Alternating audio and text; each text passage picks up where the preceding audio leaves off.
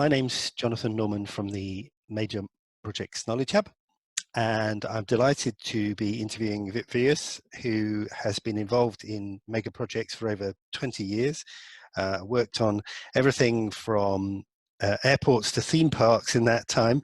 And we're talking about major or indeed any project turnaround.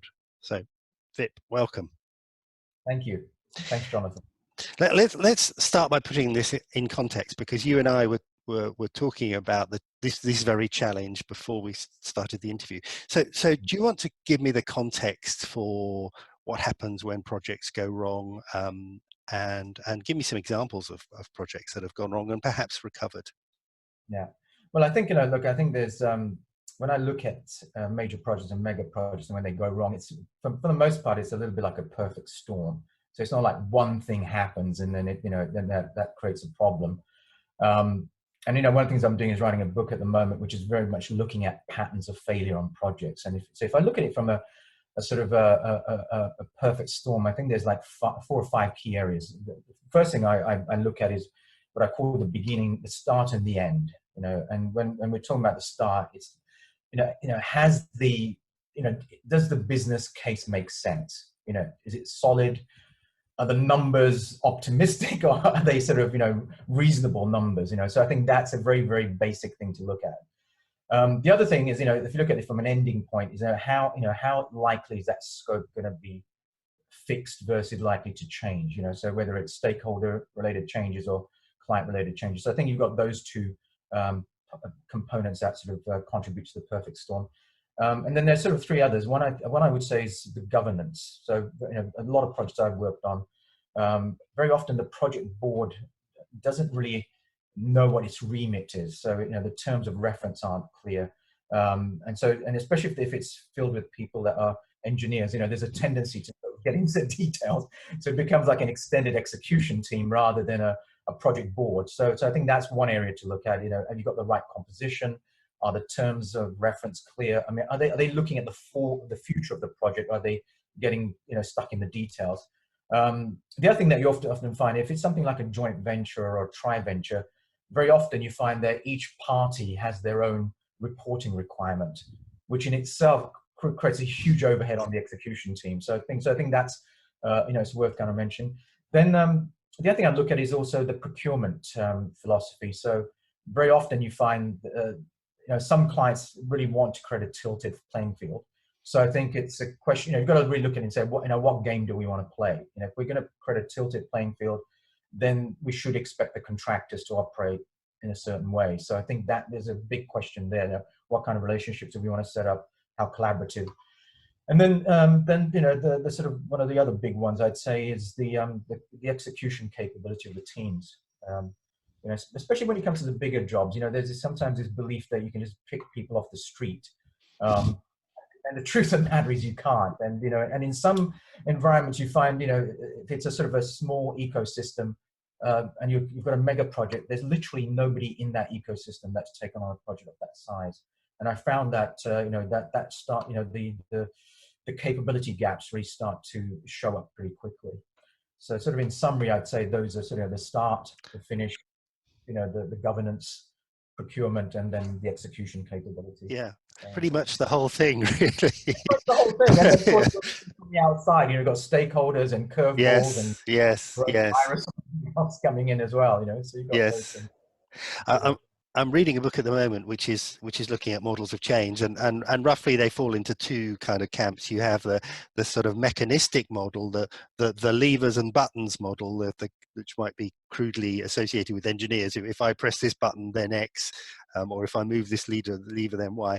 And then there's the emergent model, which is much more at the other end of kind of working with what's happening, and that's something that happens in projects, and particularly major projects, is that they are living, changing beasts, and actually a lot of the outcomes are dependent on change and on discovery and on things happening within the project. And I'm not sure how comfortable many organizations are at dealing with that. They like to push the levers and kind of push the buttons. Yeah, and I mean, it is really an engineering mindset, which has got a very linear cause effect type of approach. And I think one of the big things is the ability of the leadership team in particular to tune into the social system, which is what you're really talking about. And be able to read the ecosystem, especially when when projects go past that honeymoon period. And in some cases can be very fast. And one of the things that I focus on is what I call shifts in the background conversation that take place. So one of the big tools that we use in projects is talking, sort of which we do every day. But as you know, there's always two kinds of talking. There's what's being said in the foreground, and then there's the real conversation that people are having with themselves about what's being said in the foreground. And when that project starts, to go in a certain direction, you start to see the background conversation getting, almost like in a mode of panic, concern, and then people's behaviors then start to follow suit. And if you haven't been trained and developed in that area, which I don't think a lot of project managers and directors are, it's very easy to go down looking at a mechanistic solution when really that's not really, that's not where the biggest constraint lies. So Yes, yeah, yeah. And I'm guessing those conversations may be a more accurate indicator of the status of the project than perhaps the RAG status or the dashboard, which has been manipulated by people who don't want the project off the rails. Yeah, I mean, look, as you know, sometimes those indicators there's a lot of filtering that takes place, as the information gets passed up, and and then that's there's obviously people's careers and nervousness around presenting bad data. But I think, if you look at the background conversation, I mean, that's a lot of the work I do on projects, is actually revealing the background conversation for the project teams itself. And, there's a rail project, can't tell you the name of it, unfortunately, but it was a very large project where it got in the press for all the wrong reasons, Jonathan. And when we started to interview different groups, what got revealed for the leadership team was that people were embarrassed to be on that project. They felt like that project wasn't going to really support their bios. And so you can imagine you've got a whole leadership team with 4,000 or 5,000 people coming every day with this version of like, I just want to get out of here, and that was really what was driving the show. Yes. And the thing is, when you actually do transform that background conversation, people start to sort of operate and think in ways beyond where they normally get stopped. And it's an invisible force, as you know. And from my experience, very few project review meetings start off with, okay, what's really going on in our heads that we're not saying? Mostly it never happens. It's a business as normal. So Yes. yes, it is, Yeah. it is that ability to read is, I think, is a key one. Big projects are challenging, and they're complicated and complex, and sometimes very difficult. So how do you recognize that actually this is going wrong? It's gone beyond this is challenging, this is difficult, this is complex, into this is not working. Are there indicators that suggest that you've moved beyond? For me, the primary indicator is basically the what got delivered, say, in the last week, divided by what's promised. So if you think of a project as simply, have you delivered on what you said you're going to deliver? That's kind of like the ultimate kind of ratio, ultimate measure. The thing about, one of the things I do in workshops and conferences, I very often put up a Gantt chart, and I ask people, what is that? And then of course everyone's saying it's a Gantt chart, and then I say to them, okay, well, look at that bar up there. What's that bar? And then people, say, well, it's an activity. What do you think it is? And then I say to them, look, if you, instead of it being an activity set, what if you relate to that bar as a set of promises that are being made? And just by saying that evokes a different kind of thinking. And then I get into if you actually look at each of those bars, what's behind the bar is three things. One is the disposition of the teams, literally their background conversations in action, who they're being, their attitude, their approach. Then there's a set of conversations which are behind each of those Gantt chart bars, and and how valuable and how useful those conversations are, how productive they are. That's the other thing that's really there, which again is very often invisible.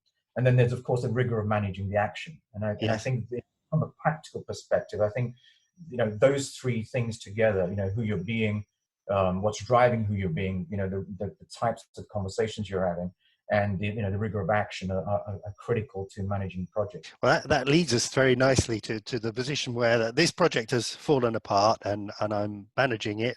What are the kinds of tools and techniques that are open to me to manage this problem?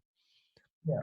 Well, look, I think that, I mean, there's sort of what I would call the conventional set, right? So there's a conventional approach, which is what you look at your program, you re-baseline it. That's one thing that you do, and then you start to work on all the project issues that are there and try to work. And and in some cases, what you do is you sort of projects replace some of their leadership team, and whether that's driven from external or internal. So that's what I would say is conventional. And all of that is really in terms of providing more confidence and assurance to the client. So that's the conventional approach. I would go back to two big things. One is, how do you shift the background conversation? That's one thing I would look at, and in a way that's authentic, in a way that you're getting large groups of people to actually think beyond where they get stopped. One of the things I call them barrier thoughts. You have a thought, and then it acts as a barrier. The other thing that's important is also where the top leadership team goes when the project starts to struggle. My experience is that when it's really not looking good, that the survival patterns come up. People start to, he or she will start to, in some cases, they create this ripple of fear throughout the whole project, and it's really quite counterproductive, because in that kind of situation, what you want are all these invisible risks to actually be brought into the foreground. But what you actually end up doing instead is actually creating this layer of fear, and people hide things, and then it sort of builds almost like a negative momentum. So where I'd be focusing is that sort of condition that you're creating. And if you're looking in terms of measures, it could be, how proactively are we managing risks? Are the early warnings coming through? Are we tracking them? Are we closing them out? Is the supply chain engaged? How often are they bringing those issues through? Have we set up our contracts so they support that, or is it sort of, have we set up the contracts so that there's contractual gaming that's taking place, and if there's something negative happens, then it's of benefit to the contractors. So it's really tuning into all of those type of things that are really running the show. I can think of examples in the UK where it seems as if the project and the people running the project at every level, they're either overwhelmed with optimism bias, or they've gone into a kind of denial.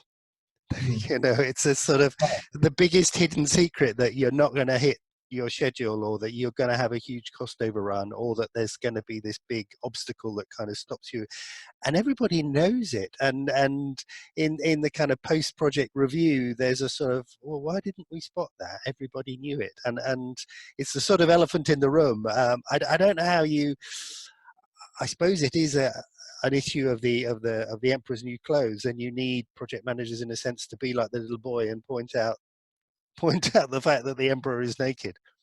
Yeah, and look, I mean, for me, I put it another way. I describe it as the unspoken future. So what you've got there is, quite smart, people with a lot of experience, but a lot of it is in the unsaid. And so you've got the future, actually, the whole project is actually residing in what they're not saying.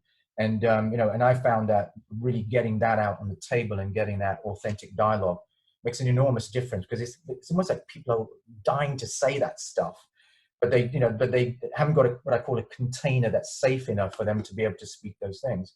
Yes. Now, when you actually bring those things out into the open, then you can all your actions are targeted around the things that really matter, rather than sort of focusing on the things that are sort of standard sort of topics that you focus on.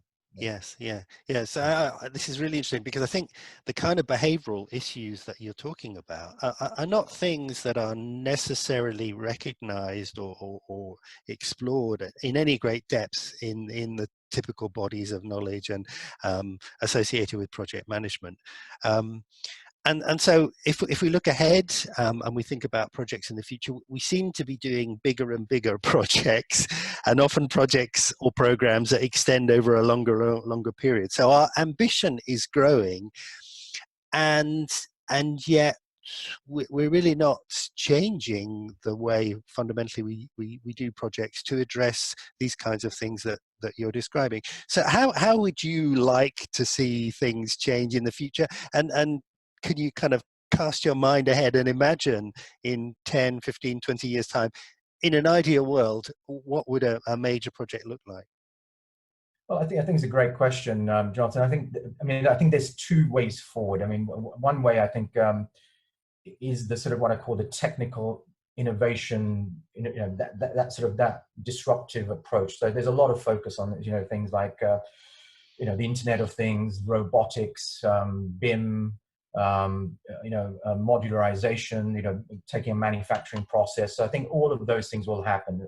There's probably going to be some convergence of the new technologies, which I think will actually end up with things like data analytics, where you can use real-time data for evidence-based programming, for example. So I think that type, we're looking at that kind of future. I think from a people side, it's an interesting question, because that's, as they get larger, what I see is that you need to have a project which has got a lot of what I call distributed leadership. So you've got leadership literally at all levels on the project. Now, what does that look like? Well, that looks like having, say, a functional head. It could be the head of commercial or procurement, and they've got a capability to be able to create an environment inside of their own area, which is high performing. So what would that look like in practice? Well, that would probably look like people who turn up and they're very, very clear about what they do adds to the ultimate end game. Very often on a big project, people just show up for work. Yes. Just do stuff, which is very different from, like, I'm actually moving something forward in what I'm doing today, and Yeah. the product I deliver. I think the other thing is also, so how do you configure both the internal functions and the internetworking between different functions. So I think there's a lot of value that gets lost at the nodes. So I would say, things like developing, really shifting from project managers to project leaders, or even functional managers to functional leaders. I think that becomes very critical. I think building that high performance environment is important, but really, the management of risk and actually flagging up risk locally, taking, so you're sort of not waiting for the next review meeting. There's that sort of that sensing that's continuous, and if you've got technologies that support that, that's great, but it's really driving the risks out of the project. So that's what I see from a people perspective.